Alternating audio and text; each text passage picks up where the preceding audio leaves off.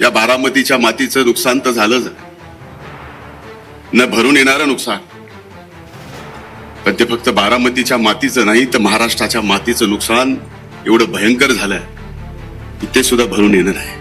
आम्ही कोण, आमची काय ओळख, कुठल्या परिस्थितीत दादांनी आम्हाला जवळ घेतलं, त्यावेळेस जनमानसामध्ये आमच्याबद्दल काय चालत. सर्वात तरुण वयाचा वरिष्ठ सभागृहाचा विरोधी पक्ष नेते पदाची माझ्यासारख्याला जबाबदारी द्यावी, आणि आज महाराष्ट्राला माझ्यासारख्याची ओळख झाली. ती माझी ओळख नाही, की आदरणीय स्वर्गीय अजितदादा पवार साहेबांची ओळख आहे. ही धनंजय मुंडेची ओळख नाही आहे. जे घडायचं नव्हतं ते घडलंय, म्हणून आज ती वेळ आली आहे. सर्वप्रथम स्वर्गीय दादांच्या स्मृतीस नतमस्तक होतो. त्यांना भावपूर्ण आदरांजली व्यक्त करतो. आणि ज्यांनी दादांना घडवलं आणि या महाराष्ट्राला आणि देशाला दिलं, त्या इथं उपस्थित सर्व बारामतीकर बंधू भगिनींनाही मी विनम्र वंदन करतो. बारामती विधानसभेची पोटनिवडणूक लागावी, त्या पोटनिवडणुकीत आदरणीय वहिनींनी महायुतीचे उमेदवार म्हणून उभं राहावं. अर्ज भरण्यासाठी दादा नसताना आम्ही सर्वांनी यावं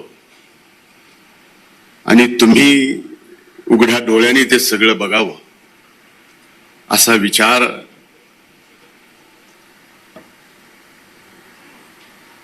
जीवनात कधी येणं, स्वप्नातही येणं नाही.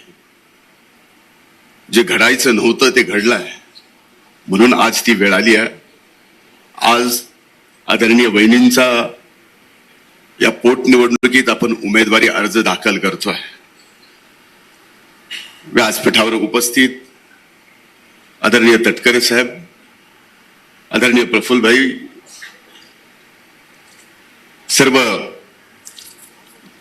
आदरणीय मंत्री, राष्ट्रवादी काँग्रेस मित्र पक्षाचे आणि ज्यांनी पाठिंबा दिला अशा सर्व संघटनेचे सन्माननीय नेते, आणि इथं उपस्थित बारामतीतील मतदार बंधू भगिनींनो आणि दादांच्या जिवलग सहकारी बंधू भगिनींनो, दादांच्या अकाली जाण्यानं या बारामतीच्या मातीचं नुकसान तर झालंच, न भरून येणारं नुकसान. पण ते फक्त बारामतीच्या मातीचं नाही तर महाराष्ट्राच्या मातीचं नुकसान एवढं भयंकर झालंय की ते सुद्धा भरून येणार आहे. आपल्यापैकी इथं प्रत्येकाचं, व्यासपीठावर असणाऱ्या प्रत्येकाचं आणि दादांचं एवढं नातं होतं की इथं उपस्थित असणारा आणि महाराष्ट्रात आज हे पाहणारा प्रत्येकाला वाटलं की आपला आधार आता पूर्णपणाने गेलाय. आणि खरंच दादांच्या जाण्याने इतके दिवस झाल्यानंतर सुद्धा क्षणाक्षणाला दादांची जाणीव होणं, दादांची उणीव भासणं, की माझ्यासारख्याला होतीत आपण तर बारामतीतल्या. परिवारावर, वहिनींवर,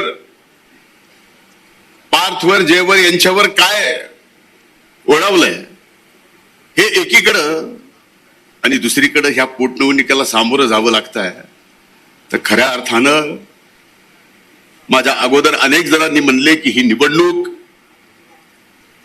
सर्वच पक्षांनी आदरणीय वहिनी साहेबांना बिनविरोध निवडून द्यावं, आणि हीच खऱ्या अर्थानं या देशातील, या महाराष्ट्रातील प्रथा परंपरा आहे की अशा पद्धतीनं एका कर्तृत्वान नेत्याचं अकाली निधन झालं, त्या वेळेस सर्व पक्ष एकत्र येऊन त्या कुटुंबातल्या व्यक्तीला बिनविरोध निवडून दिलेलं अनेक उदाहरणं आहेत. मी खरं तर वहिनी साहेबांचे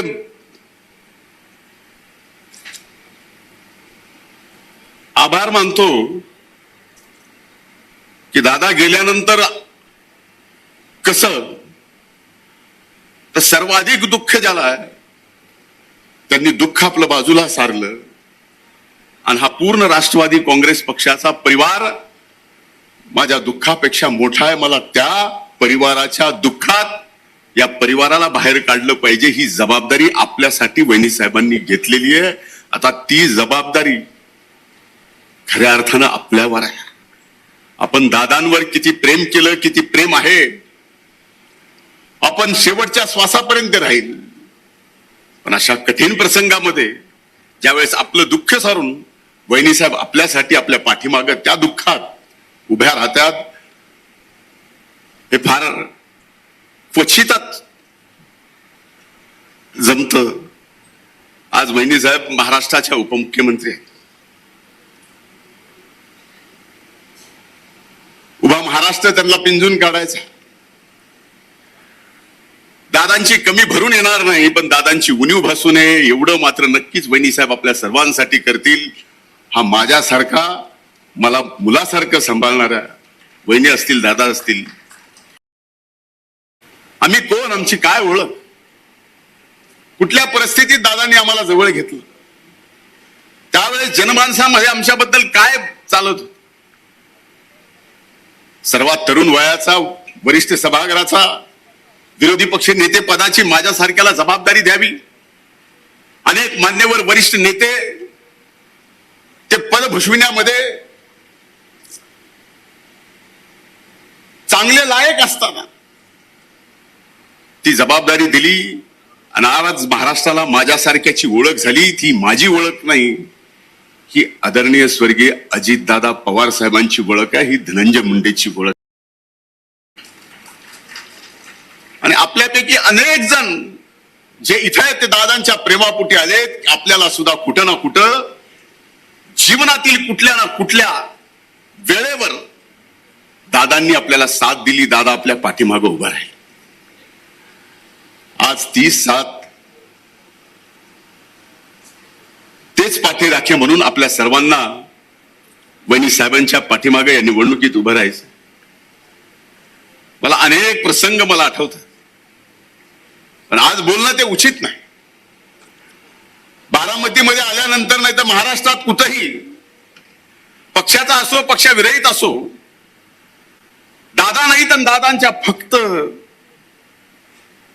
स्वर्गीय दादा खाली लिहिलेल्या फोटोच्या समोर उभं राहून भाषण करावं लागतं.